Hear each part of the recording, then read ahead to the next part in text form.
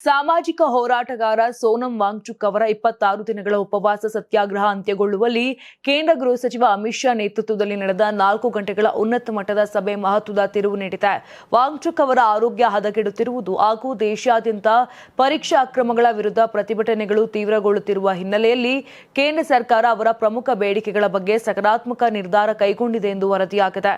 ಇನ್ನು ಅಮಿತ್ ಶಾ ನೇತೃತ್ವದಲ್ಲಿ ಕೇಂದ್ರ ಆರೋಗ್ಯ ಸಚಿವ ಜೆಪಿ ನಡ್ಡಾ ಹಾಗೂ ಪ್ರಧಾನಿ ಕಚೇರಿಯ ರಾಜ್ಯ ಸಚಿವ ಜಿತೇಂದ್ರ ಸಿಂಗ್ ಭಾಗವಹಿಸಿದ ಸಭೆಯಲ್ಲಿ ವಾಂಗ್ಚುಕ್ ಅವರ ಆರೋಗ್ಯಕ್ಕೆ ಮೊದಲ ಆದ್ಯತೆ ನೀಡುವ ಜೊತೆಗೆ ಪರೀಕ್ಷಾ ಸುಧಾರಣೆ ಕುರಿತ ಬೇಡಿಕೆಗಳ ಬಗ್ಗೆ ಸರ್ಕಾರ ಧನಾತ್ಮಕವಾಗಿ ಸ್ಪಂದಿಸಲು ನಿರ್ಧರಿಸಲಾಗಿದೆ.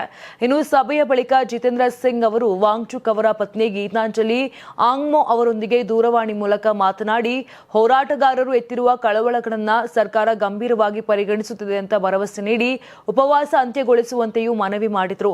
ನಂತರ ಜೆಪಿ ನಡ್ಡಾ ಮತ್ತು ಜಿತೇಂದ್ರ ಸಿಂಗ್ ಅವರು ಗುರುಗ್ರಾಮದ ಮೇದಾಂತ ಆಸ್ಪತ್ರೆಯಲ್ಲಿ ಚಿಕಿತ್ಸೆ ಪಡೆಯುತ್ತಿದ್ದ ವಾಂಗ್ಚುಕ್ ಅವರನ್ನ ಭೇಟಿ ಮಾಡಿ ಕೇಂದ್ರ ಸರ್ಕಾರದ ಲಿಖಿತ ಭರವಸೆ ಪತ್ರವನ್ನು ಹಸ್ತಾಂತರಿಸಿದರು. ಉಪವಾಸ ಅಂತ್ಯಗೊಳಿಸಿದ ಸಂದರ್ಭದಲ್ಲೂ ಇಬ್ಬರು ಸಚಿವರು ಉಪಸ್ಥಿತರಿದ್ದರು.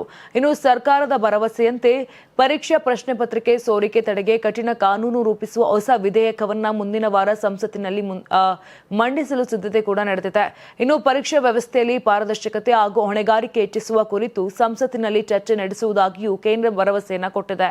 ವಿದ್ಯಾರ್ಥಿಗಳ ಚಳುವಳಿಯ ಪ್ರತಿನಿಧಿಗಳೊಂದಿಗೆ ತಟಸ್ಥ ಸ್ಥಳದಲ್ಲಿ ಮಾತುಕತೆ ನಡೆಸಲು ಸರ್ಕಾರ ಮುಂದಾಗಿದ್ದು, ಶಾಂತಿಯುತ ಪ್ರತಿಭಟನೆ ನಡೆಸಿದವರ ವಿರುದ್ಧ ಯಾವುದೇ ಪ್ರಕರಣ ದಾಖಲು ಆಗೋದಿಲ್ಲ ಎಂಬ ಭರವಸೆಯನ್ನು ಕೂಡ ಕೊಡಲಾಗಿದೆ. ಇನ್ನು ಪ್ರಶ್ನೆ ಪತ್ರಿಕೆ ಸೋರಿಕೆ ಪ್ರಕರಣದ ಹಿನ್ನೆಲೆಯಲ್ಲಿ ಆತ್ಮಹತ್ಯೆ ಮಾಡಿಕೊಂಡ ವಿದ್ಯಾರ್ಥಿಗಳ ಕುಟುಂಬಗಳಿಗೆ ಪರಿಹಾರ ನೀಡುವ ವಿಚಾರವನ್ನು ಕೂಡ ಸರ್ಕಾರ ಪರಿಶೀಲಿಸುತ್ತಿದೆ ಅಂತ ತಿಳಿದು ಬಂದಿದೆ. ಉಪವಾಸ ಅಂತ್ಯಗೊಳಿಸಿದ ಬಳಿಕ ಮಾತನಾಡಿದ ಸೋನಂ ವಾಂಗ್ಚುಕ್ ಕೇಂದ್ರ ಸರ್ಕಾರದ ಲಿಖಿತ ಭರವಸೆಯ ಮೇರೆಗೆ ಈ ನಿರ್ಧಾರ ಕೈಗೊಂಡಿರುವುದಾಗಿ ತಿಳಿಸಿದ್ದಾರೆ. ಆರೋಗ್ಯ ಚೇತರಿಸಿಕೊಂಡ ಬಳಿಕ ಲಡಾಖ್ಗೆ ಮರಳುವ ಮೊದಲು ತಮ್ಮ ಹೋರಾಟಕ್ಕೆ ಬೆಂಬಲ ನೀಡಿದ ವಿದ್ಯಾರ್ಥಿಗಳು ಹಾಗೂ ಬೆಂಬಲಿಗರನ್ನ ಭೇಟಿಯಾಗುವುದಾಗಿ ಹೇಳಿದರು. ಇನ್ನು ಸರ್ಕಾರದ ಭರವಸೆಗಳ ಮೇಲೆ ನಂಬಿಕೆ ಇಟ್ಟು ಶಾಂತಿಯುತವಾಗಿ ಹೋರಾಟ ಮುಂದುವರಿಸುವಂತೆ ಮನವಿ ಮಾಡಿದ್ದಾರೆ.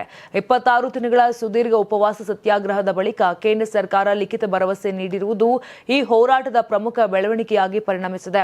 ಇದೀಗ ಸರ್ಕಾರ ನೀಡಿರುವ ಭರವಸೆಗಳು ಎಷ್ಟರ ಮಟ್ಟಿಗೆ ಜಾರಿಗೆ ಬರುತ್ತವೆ ಎಂಬುದರತ್ತ ವಿದ್ಯಾರ್ಥಿಗಳು ಮತ್ತು ದೇಶದ ಗಮನ ನೆಟ್ಟಿದೆ.